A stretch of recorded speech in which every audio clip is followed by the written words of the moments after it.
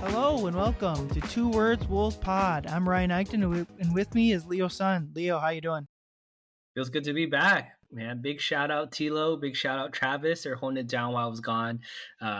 Just like the Wolves, I've been on the road a lot lately. I've been traveling, had a couple family get-togethers and whatnot, and there's no end in sight for me, which is okay because as long as the Wolves are winning, then I'm feeling okay. So it's good to see the family, in-laws.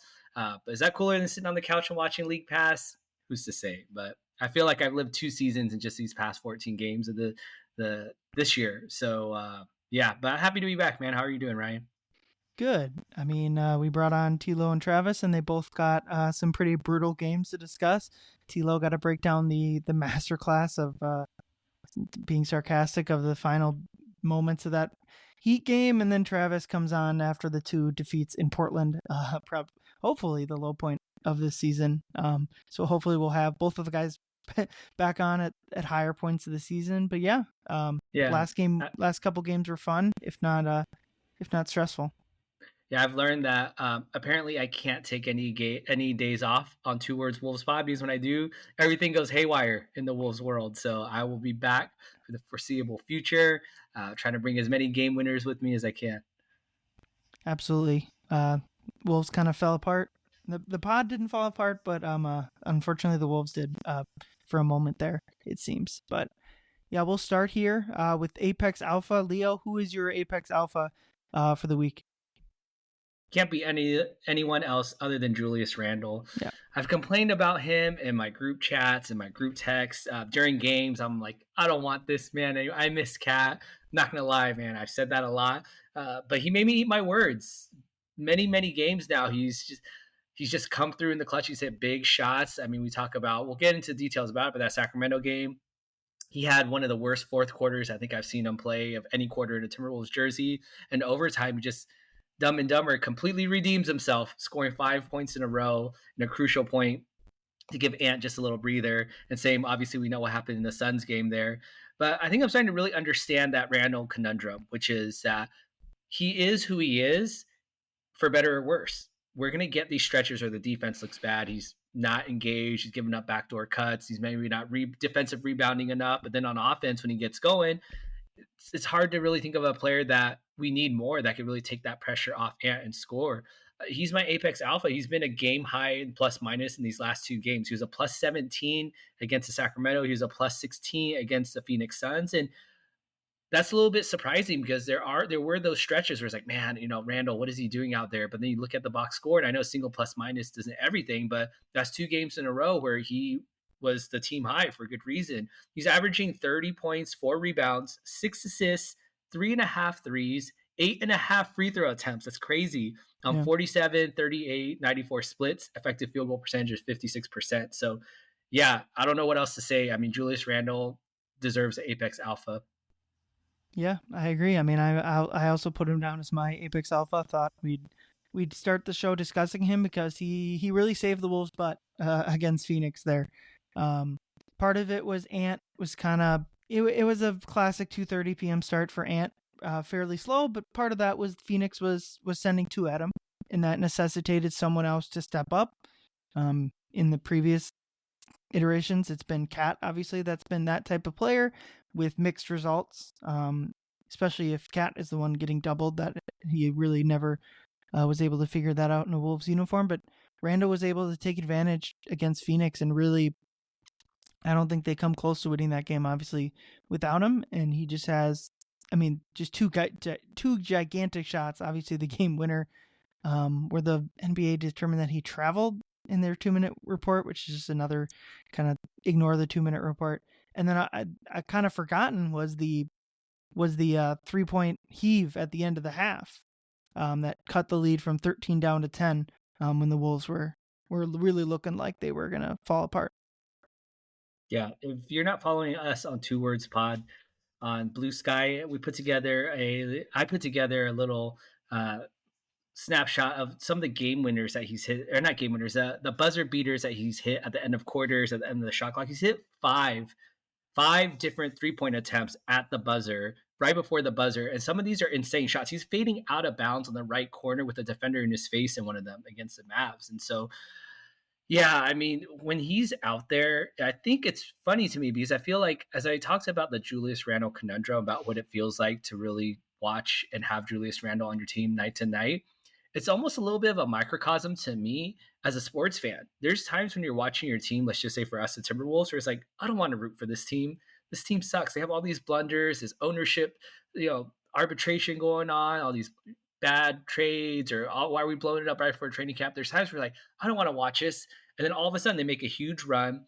They play great basketball, remind you of what they're so good at. You get to see Ant play basketball. You know what? I do like this team, right? And I feel like that's the experience that I've had watching Julius Randle so far, where there's times where I'm like, I don't want to watch this guy. I don't want this guy on my team. And then he just completely turns around. And as sports fans, that's what we live for, right? The highs and the lows, and we go with it. And I feel like Julius Randle really embodies that. Yeah, absolutely. There's plenty of poor defensive stretches from both him and the rest of the team in that Phoenix game, and that kind of goes to the conundrum you talked about, where he's their best offensive player, but also especially the times when Rudy's on the bench, they're kind of leaking points a little bit there. But ultimately, I think just on the season whole, he's done exactly what they've needed him to do largely. Obviously, there's been poor games. He was not very good in Portland. But one thing I've been really impressed with is been him just attacking mismatches. And like those 8.5 free throw attempts you've talked about have been a big part of that, where he just bullies guys to the rim and is able to draw fouls. And what he's kind of doing, it's a mini version of what Cat does, where if you put someone too small on him or too light, he backs him down and gets to the rim. And if you put someone too slow on him, he's able to often beat that defender to the rim.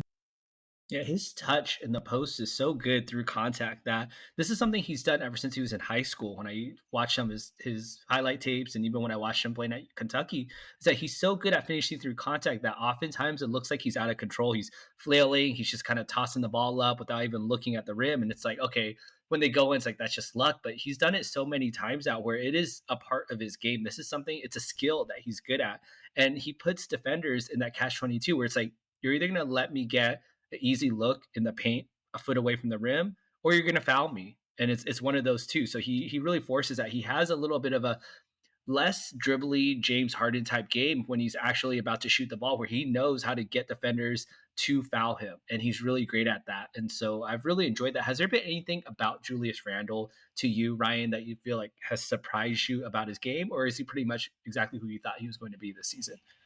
No, I think he's been pretty similar to what I thought. Kind of good enough defender 1-on-1, especially like bigger guys able to hold his own, but kind of, I don't know, focus issues, or uh doesn't have the length that Cat does defensively, but the bully ball strength action, the rebounding's been fairly solid from him. I'll play a clip from Finch kind of talking about what he's seen from Randle so far, and like what kind of goes into like his strong games versus some of the games he's struggled in. Chris, you've known Julius a long time.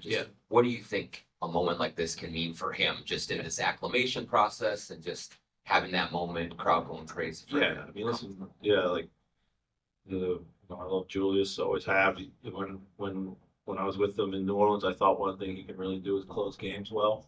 Because you get to his spots, he can draw fouls, he can make tough shots, and he's a good passer. He's so to have both him and Ant to be able to put the ball in their hands is a huge advantage for us. And he was great all night. They really didn't have a matchup for him, and we did a really good job. And Ant did a really good job of making sure that he got the ball and he didn't go extended periods of time without touching the ball. But very happy for Julius. Yeah. Yeah, Finch also talked about kind of not hesitating on shots, just the 3-point shots, especially just going up with them, being confident in them and not worrying about honestly whether they go in or not. And like Finch said, they did a good job of like just finding him, getting him the ball, not having long stretches where he doesn't get the ball, because obviously with Ant on the floor, Ant's going to require the ball a lot. So that was like a big thing, is like him and Ant felt like they had a little bit of a two-man game. It wasn't totally like, okay, Ant's going to take the possession, like the your turn, my turn stuff. There wasn't as much of that against Phoenix. Yeah, he's really great at creating advantages, and he does obviously get a bit of tunnel vision from time to time, but he's also really good at Sure. spraying it back out to Ant. So I think when I asked earlier about, has anything surprised you about Julius Randle? I think on the court, no, not too much has surprised me about him. He's a little bit better of a 3-point shooter than I thought he was going to be, but that's going to come and go. But the thing that surprised me about him is he really knows. I feel like Julius is a true vet that keeps his head in the game. And that surprised me a little bit because I feel like the Julius that I had come to know over the years is he could be a little bit hot headed. He could really be lose his cool. I mean, yes, there's been times, more than a couple of times, where he's lost his cool, maybe to the refs where he thought he got some contact, but not getting teed up. And he's also not losing himself in the game. He's not getting frustrated and jacking up terrible shots. For the most part, he keeps his composure and he's out there. He's a calming presence of some sorts. And I feel like that's really needed, especially because we know Ant's tendencies. Like Ant obviously is, for as amazing as he is, there's moments where he kind of loses himself, where you see him like, all right, I got to get the shot up. I got to get the shot up. And, he plays a little bit rushed. And I think Julius is really that calming presence that we saw in both of these last two games that was really needed when the Wolves are trying to mount that late game comeback. Yeah. What did you think about the Devin Booker didn't like it? The lack of a push off call, was that the Michael Jordan shove moment, or what did you think? Look, I am a J.O. fan. I love Josh Okogie. I've met him a couple times. He's the nicest guy in the world. So that said, I mean, I think there's enough. This is 2024. There's enough camera angles to see what really happened there. Yes, was there a little bit of a push off? Sure, but if you're going to call that, then Devin Booker probably scores 25 points that last game. I mean, the amount of Mm-hmm. offhand that he uses in every shot. So, look, I get it. There's a little bit of a push, but you let the players decide the game, and it wasn't a shove. It was just a light push off that pretty much every player does. And so, that's not why he got wide open. If Josh Okogie wanted to play through it, he still probably could have contested it, but he tried to sell it. And, that's J.O. J.O. wants to make that defensive play. And he got knocked off balance, and then he decided to slide to home base after he got touched instead of actually Mm-hmm. trying to follow up to contest the shot. So either way, I don't know if it would have made a difference. I mean, we've seen how great Julius is in that step back, going to his right, fading 3-point shot. So yeah, I mean, it is what it is, man. We Yeah. rarely are on the right side of those calls, and for once, Yeah. it didn't screw us over. Yeah, that's kind of what I said after the game. I'm like, yeah, the Wolves probably got a couple nice calls there throughout the game, but I can point out. Do you want me to bring out the list of calls that we didn't get over the year? So not going to start complaining about calls now. Julius had I didn't get good audio of it, but Julius had a funny response when talking about the shot. Basically said, yeah, the defender fell down. He didn't get a contest on me, and it was kind of just like, I mean, he didn't just fall down, man. Like you might have, but obviously he's gonna say that. But the coolest part after the game was I mean, there's a lot of kids there, a lot of babies there, but Julius with his kids, and there's a John Krasinski shared a funny story where his 3-year-old son doesn't like loud noises, and so you can see him covering up his ears. And but Randall seemed to get a lot of pleasure in hitting the big shot on his new team with his kids in the building. Jaden's baby was there. Nikhil's son. Wolves social media shared that they were in the locker room after the game. So kind of a family affair on a Sunday matinee against Phoenix. Yeah, I think that's something that we never really talked about. That may be a bigger storyline than we need to. Look, Cat has great chemistry with all his teammates, but he don't have a baby, and Julian's got 2 babies. So the Mm-hmm. team baby daddy is on the rise. Stock is going up, and look, I love his kids are so cute. I think it's Kaiden and JC, his 2 little kids. They're so cute. I wish that there was a Kaiden and JC cam that would just cut them after every make. I remember back in the day, they used to always cut to Ray Allen's mom in the playoffs when he was on the Celtics all the time. It's like, why is they always showing Ray Allen's mom? It's like, no, I need a Julius Randle's kids cam. I want to see their reactions all the time. And I know for Julius's older son, he became a bit of a cult hero in New York for all his reactions that he had when Julius was playing for the Knicks back a couple seasons ago. And so, yeah, I love seeing them courtside. He has really funny reactions. So, yeah, I love that. I love to see that. Yeah, well, it was a fun game, although for about 2.5 quarters, maybe 3 quarters, it was not looking good. I know I was kind of in my head fuming at Media Row on that one, just especially with Ant only having 5 shots in the first half, 4 points. Yeah, it's been a weird season where the Denver win was kind of like this. They've had a couple. The Bulls win in Chicago was certainly like this, where they've just felt like they've played like crap for large portions of the game and have been able to sneak away these wins, which I think should help them in the long run because they're kind of they've record-wise they've stopped the bottom from falling out with their record, so that kind of the hope is that once they start playing better, I mean, maybe people will say if they start playing better, but I'm going to go with when they start playing better, they can start.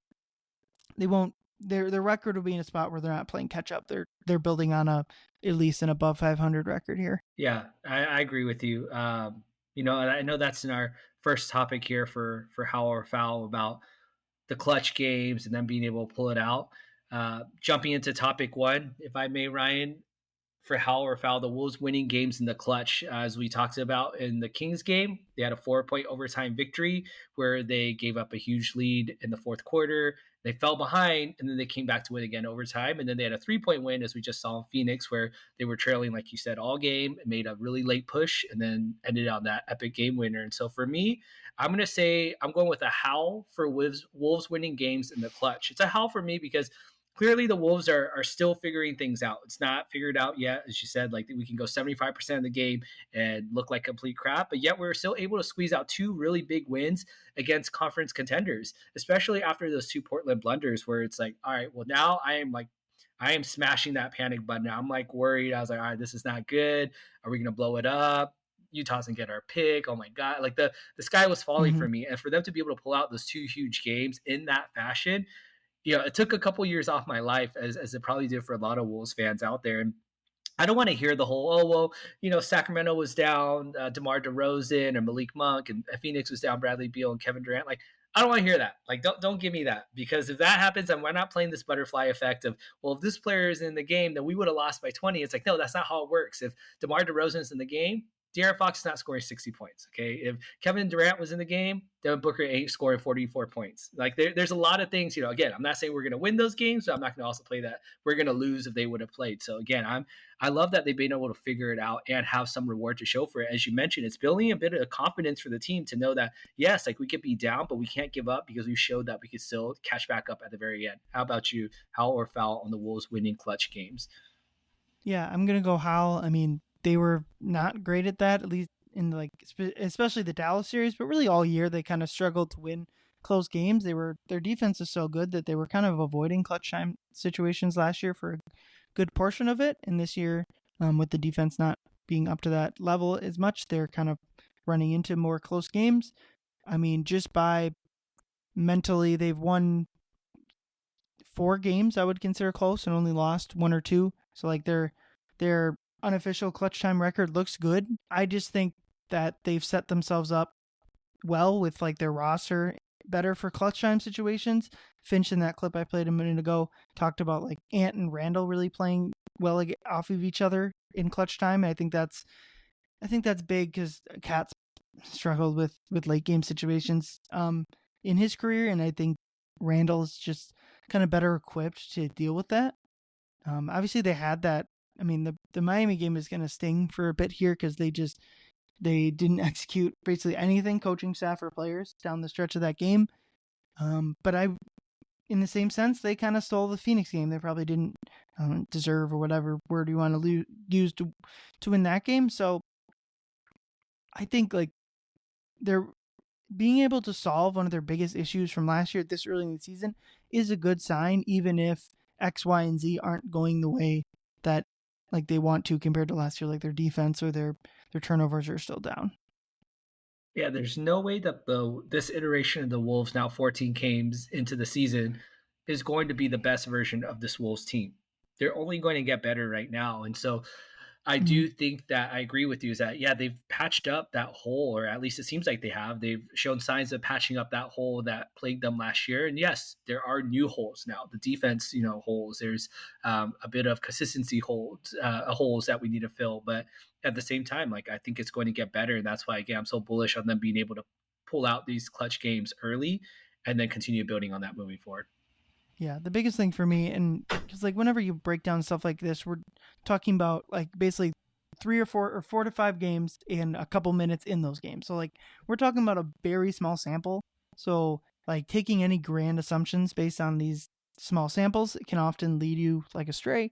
But like the biggest thing that I think is going to be repeatable for them is Ant has just been phenomenal late in games. Him and I talked about Miami, him and the rest of the team were not great in that game. But like the 2 games against Sacramento, he's just making pretty much every right play. And like the biggest thing is the 3-point shooting, where he's been shooting a ton. Late in games, he's not overshooting those 3-pointers. He's getting to the rim. He's getting to mid-rangers he knows he can hit. So that's the biggest thing for me, is that seems repeatable. Ant is most likely going to continue to be really good in late games, and late games can often be like, crapshoot is the wrong word, but the biggest barometer for teams being good late in games is, to me, is a star player that's going to perform in those moments. Yeah, we didn't really talk about Ant too much yet so far, but thinking about that Phoenix game most recently, there was about halfway through the third quarter, he hit that really wild, athletic, whatever adjective you want to use, and one where he kind of stepped through and around, and Devin Booker smacked him and he made it, and then Ant did this little James Harden celebration, a little cooking celebration, and that's when he woke up, and that's when you got the first signs of like, all right, the Wolves might be able to battle back now because Ant's up, and he ended up finishing with 13 points. He scored 5 straight points. He scored 13 in the third quarter. It was 13 of 15 points late in that third quarter, and then of course he had the momentum that he followed through late, where he scored 4 big points. And as you mentioned, the array of shots. He's not just jacking up 3-pointers. He hit a beautiful pull-up bank shot that we got so used to seeing last year. It's like he's putting it all together: the float game, the 3-point game, and then the mid-range game. So that's getting really dangerous for sure. Yeah, I mean, it's really about like attention and focus and attention to detail for him, because like there's just been games where he hasn't had that, and that's, I don't know if it's fine, but like that it's just where he's at right now, and he's done a very much better job of like playing up or not playing down to his competition, like in the big picture. But like in Portland, he was just not himself. And even for large stretches of the Phoenix stuff, he wasn't. But late in games, late the Phoenix game, late in Sacramento game, he's doing all the right plays. So he's making up for it in that sense. Yeah, next topic. The defense has been up and down, to say the least. They've gotten 2 gigantic performances thrown on their head. Fox scored 60 points in that overtime game, the Sacramento Kings franchise record. Welcome to my team. My player on my team scored 60 points and lost club. Cat did that last year. And then Booker scored 44 points in another loss to the Wolves on Sunday. So holler foul, Leo, with the defense and these big performances by opposing guards. Man, right. Time is a flat circle. You have a Kentucky alum scoring 60 points in a loss, and then you have Devin Booker popping off for a huge scoring burst in the loss. What year are we? Is this 2015? Where are we? But no, I'm going to say for the Wolves defensive line, 2 players to score over 100 points, I'm going to say foul on that. I'm calling foul because I'm hoping, and this is maybe a little bit of tinfoil hat moment, my theory is that Chris Finch is allowing teams to get the action that they want for like 3 quarters of play. They're allowing the other team to pop off, or De'Aaron Fox get whatever he wants, Devin Booker to get whatever he wants, and just hope the Wolves keep it close enough so that they can employ their late game adjustment late in the game. As you saw in that Phoenix game, Book didn't really see consistent doubles or early doubles until late in the fourth quarter. And I'm not saying that that's the main reason he couldn't make his shots, but you can't tell me that didn't throw him off. Like, oh, okay, now they're playing me different than they were the first 3 quarters. And, if that's not what Finch is doing, then it just seems like the coaches and players just aren't making the adjustments. Or as Ant said after some of those Portland losses, is that the coaches are giving him and all the players all the answers, and they're just not executing. And that's a little bit more, either whether it's that or Finch allowing teams to pop off on them, that doesn't seem ideal either way. I will say that without making excuses, the Wolves just finished 7 games in 11 nights, including 2 back-to-backs, including a 3-game West Coast trip. And so it's a lot. And I'm not saying that other teams don't have hard schedules. Other teams have bigger problems like injuries and things like that. But, I do think that has played a little bit. I mean, I don't think it's a coincidence. It was a little bit of a perfect storm of De'Aaron Fox is playing without his main, co-host, or his main offensive weapon, co-star, and DeMar DeRozan. So he has to pick that up against a Wolves team that are a little bit tired. And then Devin Booker, same thing, even to a bigger extent where it's just him and a bunch of role players at the end of the Wolves 7 games, 11 nights, where the Wolves kind of unable to really keep that energy up until very late in the game. So I think that's part of it. But again, I'm not going to make an excuse. I'm going to say foul. I'm not okay with allowing two players to score over 100 in 2 nights, basically back to back, in 48 to 72 hours. Yep, I agree. I'm going to go foul. To me, it's mostly about execution more than it is. I think your theory on kind of the strategy of it all has merit to it. I'm just going to play what Finch said after the game when asked a similar question to what we're talking about here.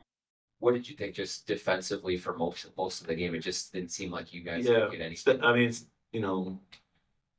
just our defensive fundamentals are leaky right now. Just they really are. This 3-day window coming up here is well timed for us. We gotta get some things straight. I think we gotta kind of simplify stuff for our guys right now, and find that the kind of defensive consistency that we don't have right now.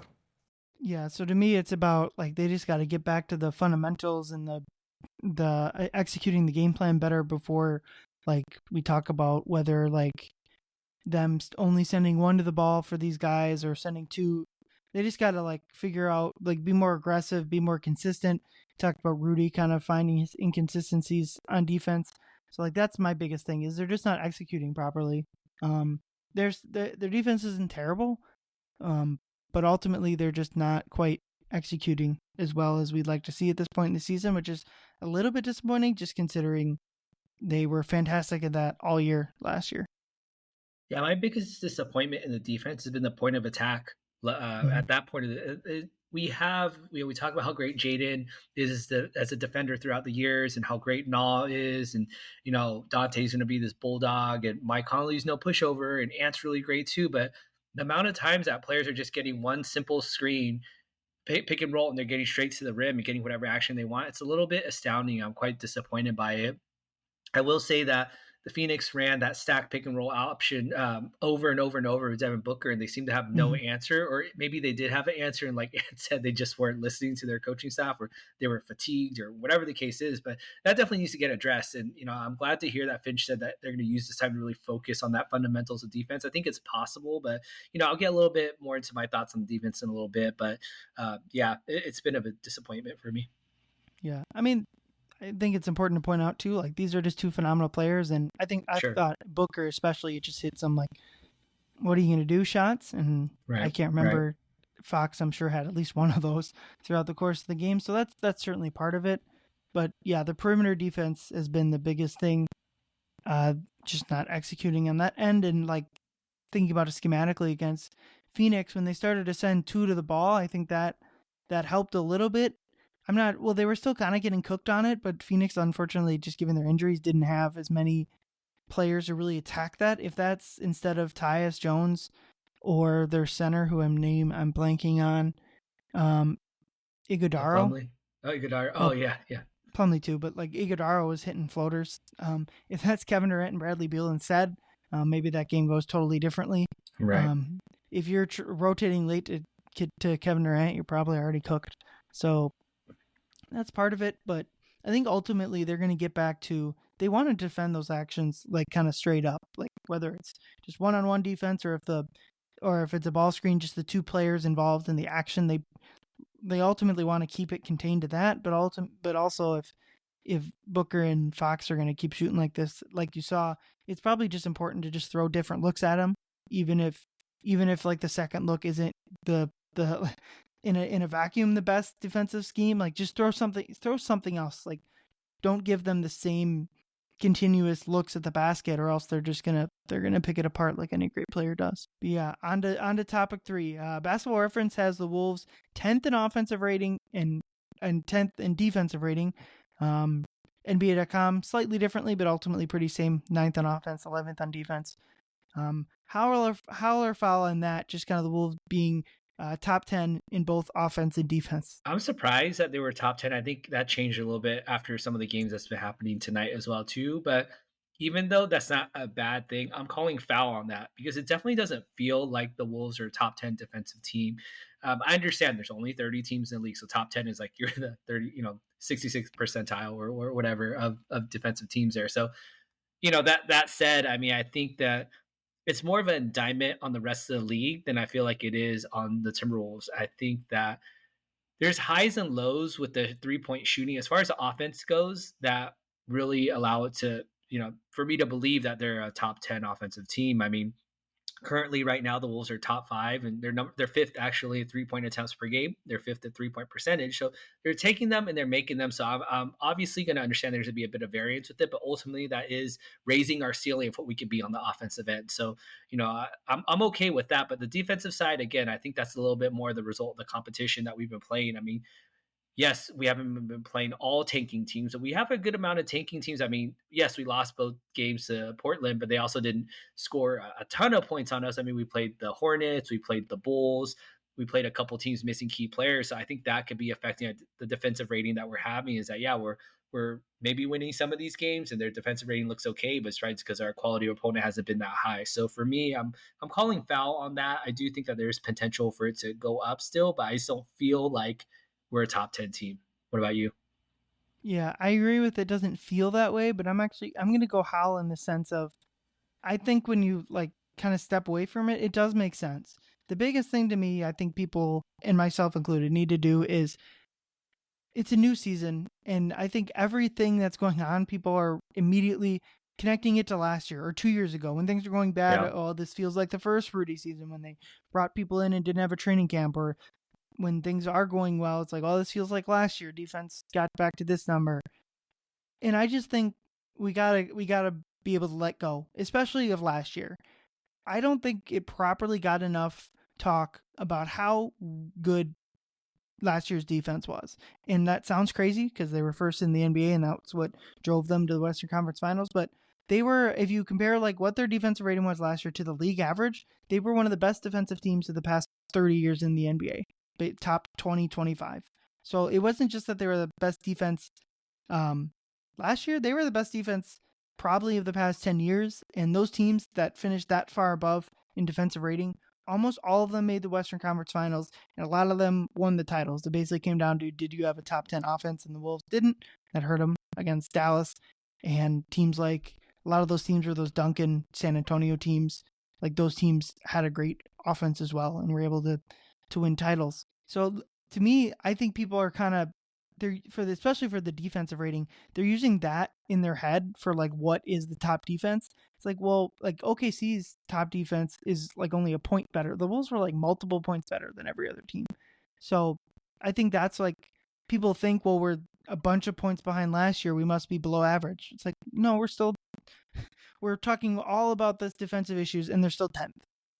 And with the offense, I just think it's the 3-point shots. It's going to be hard to finish below 10th if they're going to continue to get 3-point shots up at a top 5 rate and make them at a top 5 rate too.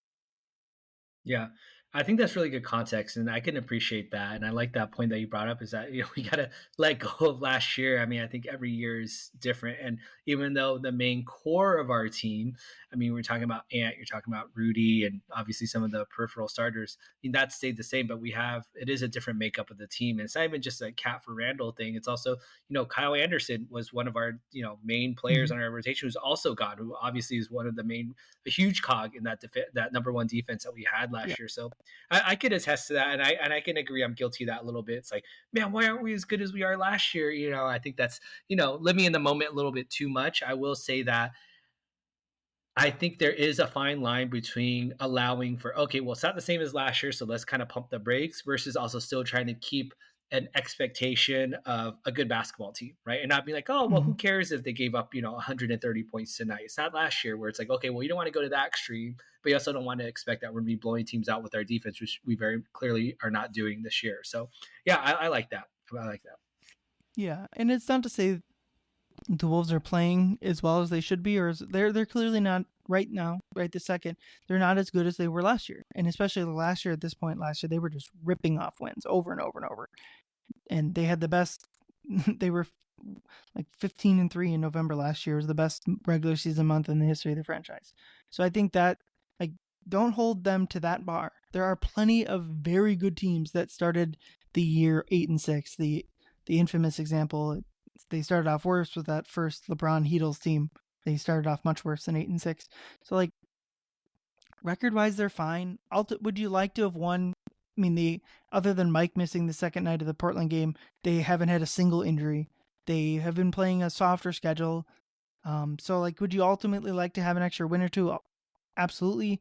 But I think ultimately, if you would have told me they were going to be top 5 and top 10 in offense this far into the season, I'd taken that as a good sign, because that was the biggest thing for me coming into the offseason, or coming into this regular season, was to get that offensive rating number up. And even despite some clunky offense here and there, they're still top 10, which is pretty much it, especially if they're not going to have like the top 1 or 2 defense, which I highly doubt they're going to get to at this point with this roster.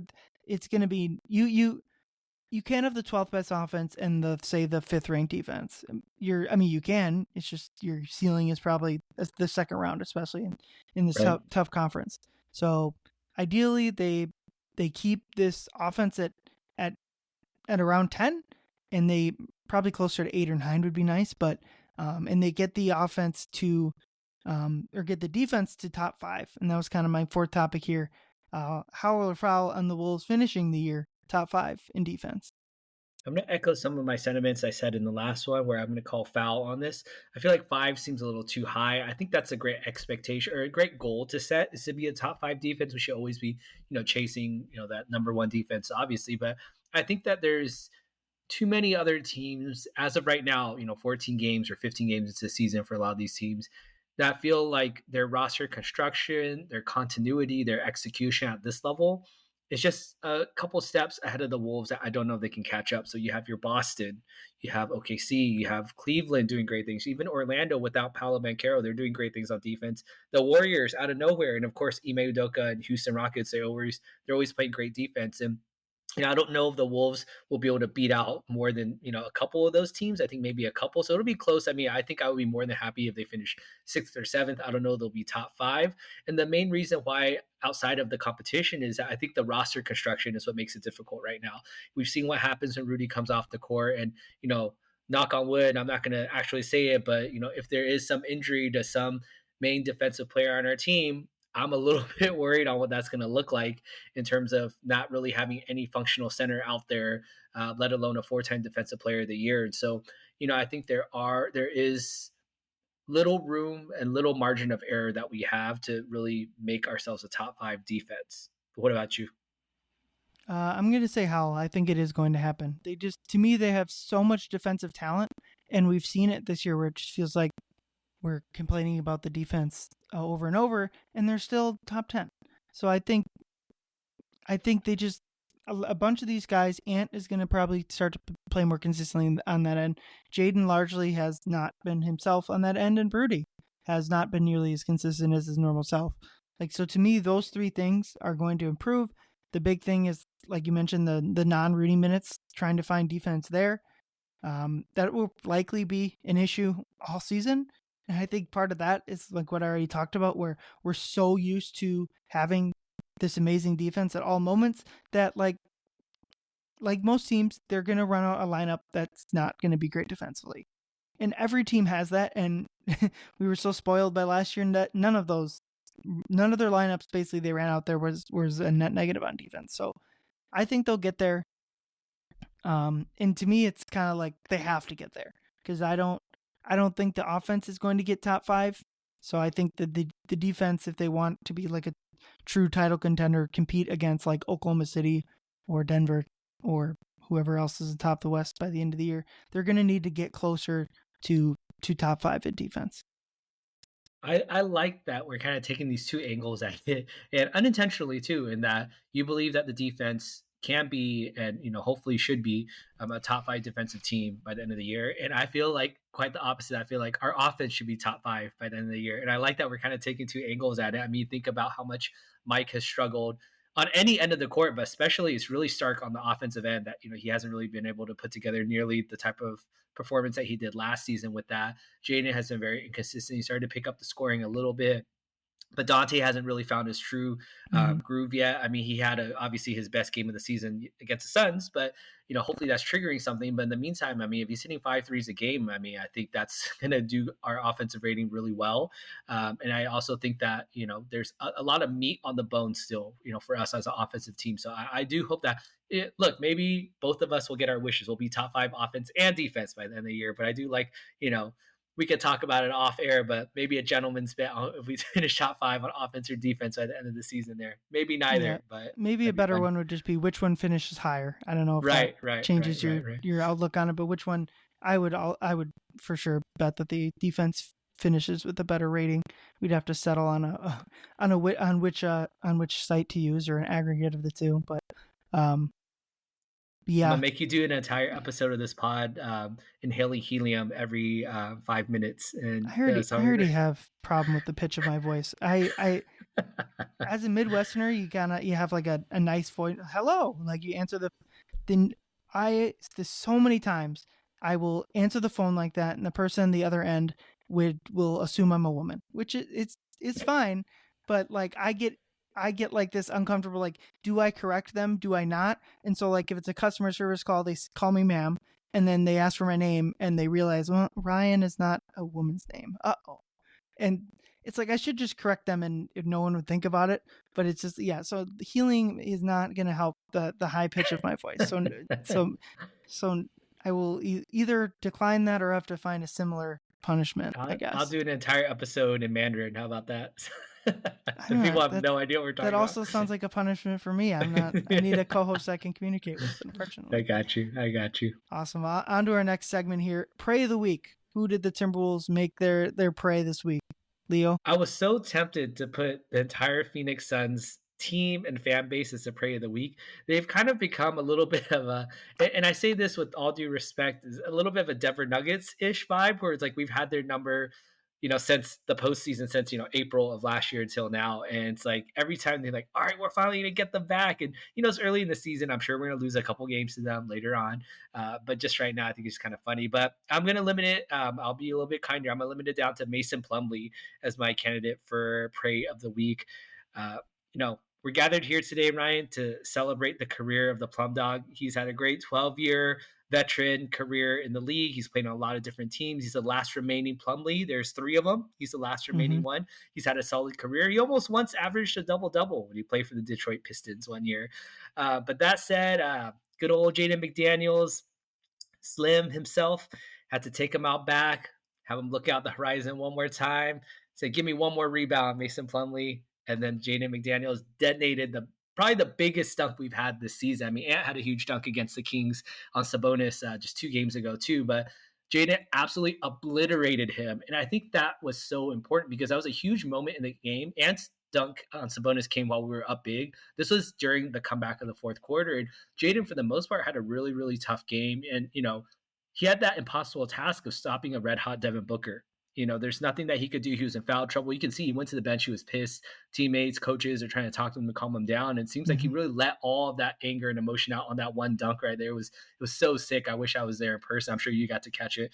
That entire energy when that happened. So rest in peace, Mason Plumlee. It was a great career, but you're the prey of the week for me. Yeah, that was a nice dunk. Obviously, Ant gets all the dunking praise, but Jaden will unleash one every once in a while. Yeah, talking about Plumlee, though, one thing I thought was interesting in the past 2 games is both Phoenix and Sac both ran a different starting lineup. They basically played 2 centers. Phoenix rolled with Nurkic and Plumlee, and kind of, I didn't notice if Nurkic got hurt, but he only played 14 minutes, so maybe he did. They kind of scrapped that, it seemed like, and just went with Plumlee most of the game. And then Sacramento went with Alex, Len, and Sabonis. So it'll be interesting to see if more teams do that. I don't think Toronto has the personnel to do that. They'll probably just play Podol, and that's it.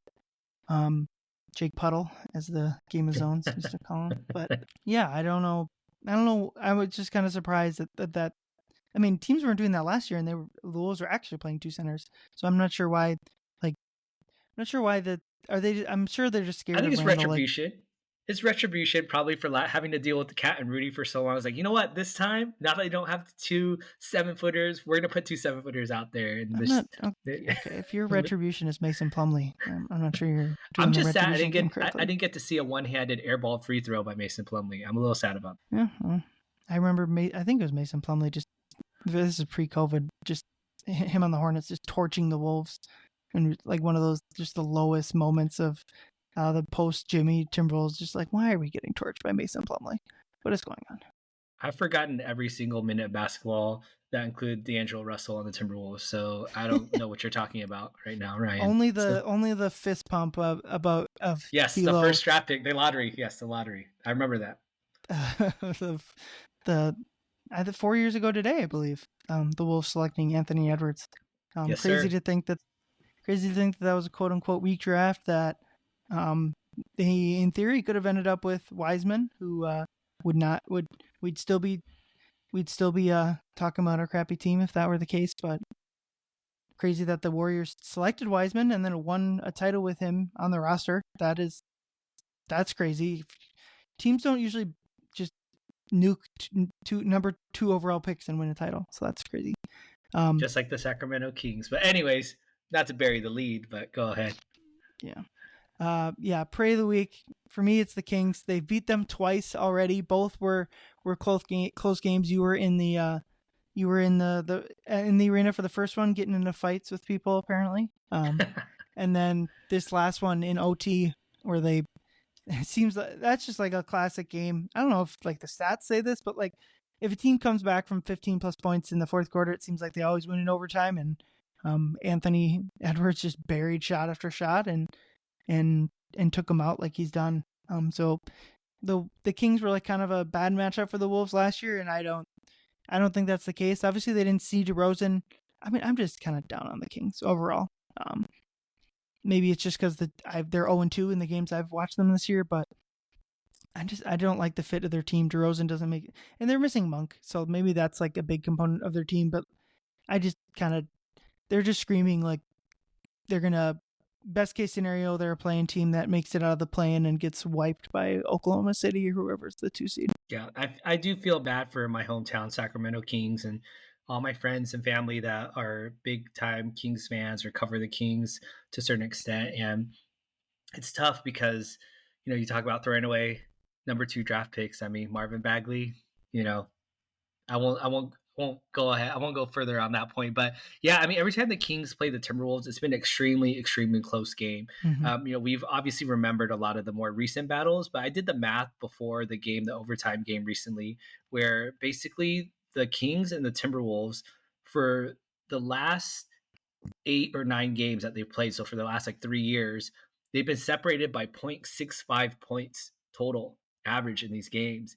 And so, statistically, the close games are there, but even objectively, you talk about narratives. I mean, there's those games. Even, I know I said I don't remember any D'Lo games, but I still remember how pissed I was in that game where De'Aaron Fox intentionally missed a free throw, got it back, and they scored. I think he scored on his own putback, and they ended up winning in overtime afterwards. Like I still remember those games. There's so many of them, and I feel like the Sacramento Kings, I've always called them our brothers in agony, where they've gone through some really tough patches just like we have. They've gone through some cool ups like we have as well too. And so I always have love for the Sacramento Kings, but yeah, again, same thing. I hate to kind of generalize it, maybe be a little bit hyperbolic, but putting them in that same bucket with the Phoenix Suns and the Denver Nuggets, where it seems like we've just kind of just eked out some really tough games against them recently. So yeah, pour one out for the Kings. Yeah. I think that leads really well into our playtime segment here, kind of taking a look around the Western Conference. Just kind of looked at the standings, jotted down a few teams I thought were overperforming preseason expectations. So those would be the Warriors, the Rockets, and the Lakers. The Rockets lost a tough game to Milwaukee tonight, but their net ratings and those advanced numbers look good for them. Same with the Warriors. The Warriors have the second best defense in the league. And then I also put the Lakers. They're 9-4. So which of those teams do you think is like the most likely to continue how well they're playing, and maybe the team that's most likely to not continue it? Aesthetically, I really like watching the Houston Rockets play. I am not a huge Ime Udoka fan as like a person off the court, but you can't really say much about who he is as a coach because he's really gotten his team to buy in on the defensive end, and they just have a ton of role players. And you could say that I think I've always been a Şengün fan, even from before the draft. I'm not the biggest Jalen Green fan, but he is half Filipino, so he's Asian like me, so I got a soft spot for him. But again, that said, there's not any like, oh man, this is like that superstar Anthony Edwards, that superstar De'Aaron Fox or Devin Booker. They don't have one of those players yet. They're playing really well, and I love watching their style that they play. They play with with so much energy and so much force. They're always, attacking and attacking on both ends of the court. So I love what the Rockets are doing. I do see it as a more sustainable level of play. Now, again, I'm not saying that I'm predicting them to be a top 3 or 4 team in the West by the end of it, but I do like the way that they're playing.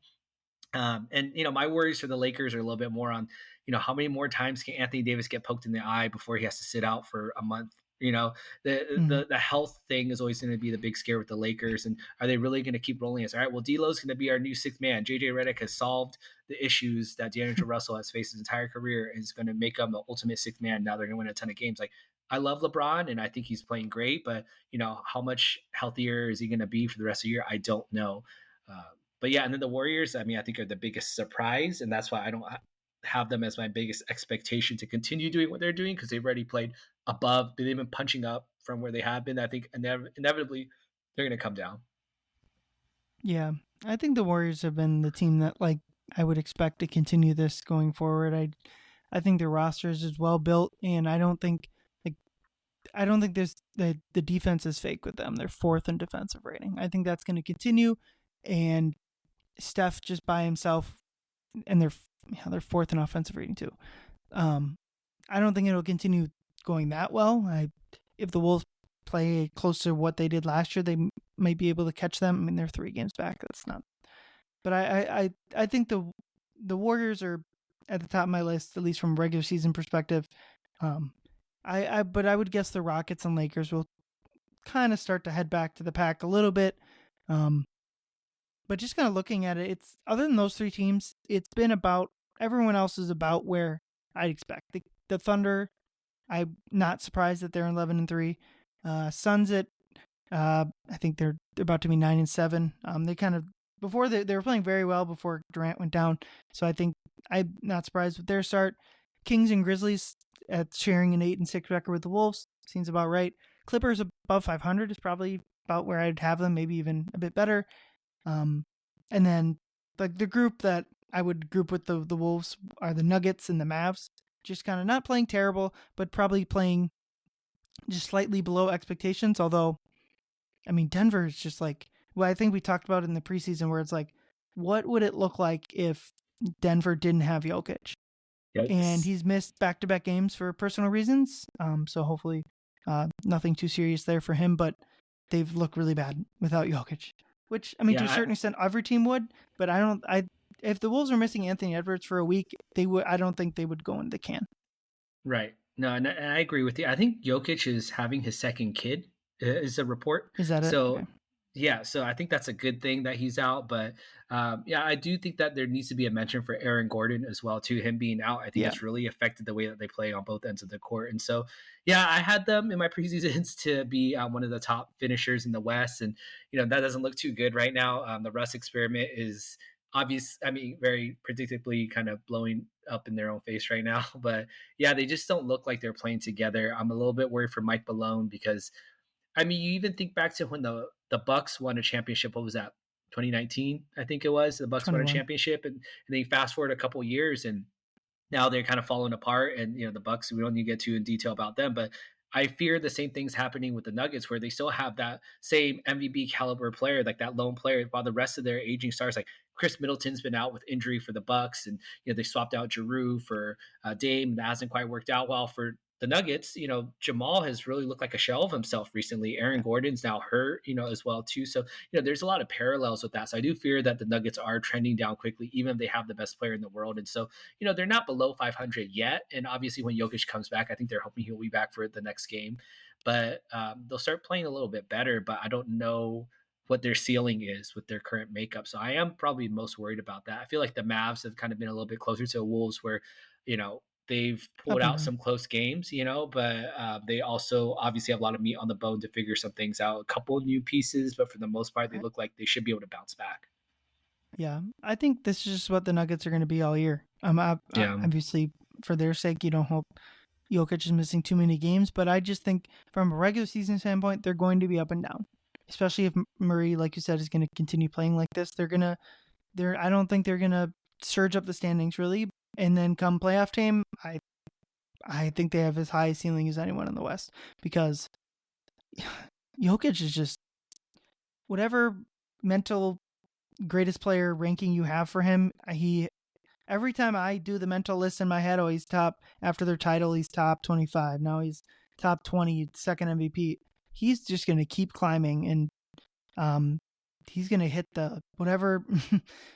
If it's kind of a shame that some of their other pieces have started to fall off, because I think if you like swapped him and Ant, or ignoring the positions or whatever, like there's such a gap between him and the other top superstars, and that's the biggest thing that wins in the playoffs. And if they have a helpful Gordon and can get Jamal Murray to be like 80-90% of what he used to be, they're going to be, again, a hard out. It took everything the Wolves had to get them out last year. Absolutely. I will say with OKC, I mean, I know you were saying that they're in their below expectations for you, but you expected them to be near the top. I will say that to me, they're still the cream of the crop, though, and I hate to kind of jump on the bandwagon, but yeah, they're missing their potential defensive player of the year. I mean, Chet was playing amazing on both ends of the court this year, and their marquee offseason signing with Isaiah Hartenstein, hasn't played a single game. He should be back here in the next week or two. They still only lost 3 games, and they barely lost against the Mavs the other night too. They almost squeaked out that one as well too. So they look really good. A little bit concerned about when we have to face them for the first time, how that's going to look. Hopefully we figured out some things as well too. But yeah, the West is kind of shaping out quite interesting. Yeah, I think by and large, the West being better than the East, that narrative has remained true. Yeah, I mean, like the plus minus is just the net rating is so stark between the top teams in the West versus the East. The West is beating the East at like a 75% clip. So yeah, exactly. Yeah, it's insane. Yeah. The Wolves are currently tied for 7th, or if you want to put it a different way, tied for 9th in the West, and they have the same record, or at least they did before Orlando won their game. They were as 3rd in the East. Like, that's just insane. Yeah. Right. Yeah, last point on OKC is, from the regular season standpoint, especially seeing it's I'd be pretty darn surprised if they weren't the 1 seed, and certainly the 2 seed is like their dead floor. But from a playoff perspective, I still think they're awesome. But like, they have to figure out, if they just run their last team back, I don't think they have like the pieces to get to the finals, and they're going to need to get Hartenstein integrated and figure out how to play with the non-shooting big like that. This version of the team has never played with that, and unfortunately, due to injury, they still don't get to like try that out. But I think if they are able to integrate that smoothly, then their playoff chances immediately become. I mean, they're already the West favorites, but they already hit that next level. But yeah, on to our last segment, 2 words, where we give our 2 words for what's going on with the Wolves in the current state of Minnesota basketball. Leo, your 2 words. My 2 words are rest up. As I mentioned earlier in the segment, that the Wolves just finished a brutal 7-game and 11-night stretch. And so we talked about the back-to-backs. We talked about the West Coast trip. Now the next 6 days, they have 1 game. That 1 game is against the Toronto Raptors, which is, I think they're one of the worst records in the league, if not the worst right now. And so you talked about Finch, and you played that clip of him talking about them needing to dust up on their defense. I think that's going to be really, really great. I think that's absolutely necessary. But at the same time, I think the rest is what they really need right now. They need to kind of be able to sit down, kind of get their legs back under them, get back and, clean up any health issues that they may have or whatever is going on. Because there's, no rest for the weary. I mean, after they play the Raptors, they have, I believe, the Celtics on Sunday. But then after those 2 East games, they're going on another stretch against a bunch of Western Conference teams that are just competing right there with them. They have Houston, Sacramento, they have the Clippers twice, they have the Lakers, and they have the Warriors twice. That is going to be a rough 7-game stretch, and there's not a lot of rest in those games either. Again, some of those are in-season NBA Cup, in-season tournament NBA Cup games. I'll be attending at least one of the Warriors games to be there live to kind of bring you the perspective from there, but it's going to be tough. So again, they really, really have to utilize this time. I'm not even saying, they have to blow out the Raptors by a ton, but they need to use this time to rest and get on the same page, because it's going to be the Celtics and then those 7 teams. So rest up. Yep. And they all talked about that after the game. Finch mentioned, like, when he talking about how to do better, they said they're really going to use this 3 days off for the Toronto game to really figure out what they can do to improve. And just the guys talked about getting off their feet. They didn't have no practice scheduled today for them, so they get some rest. And like you said, hopefully that, I mean, it's not an excuse, but it is like a reasoning to play that many games in such a short time span is tough. And now they get the opposite, where they have 2 games this week, and multiple days off in a row. So hopefully that sets them up well to maybe go into Boston and win. They almost did that last year. So my 2 words are lesser opponents. As we've kind of talked about throughout this pod, the Wolves' effort level and attention to detail, and specifically against lesser opponents, at least against like Portland, has been not great. So I'm really interested to see, with this long layoff, them going into Toronto, who has close to the worst record in the league, what it looks like. What does they really should win this game by a good amount of points, but like, what are they able to, from the jump, play strong and get ideally they get up by a bunch and we get a bunch of Dillingham, Shannon, and Minot minutes. That'd be fun. But just overall, what it looks like if they're able to bring that intensity even against a team that doesn't have the star players of Boston or Phoenix.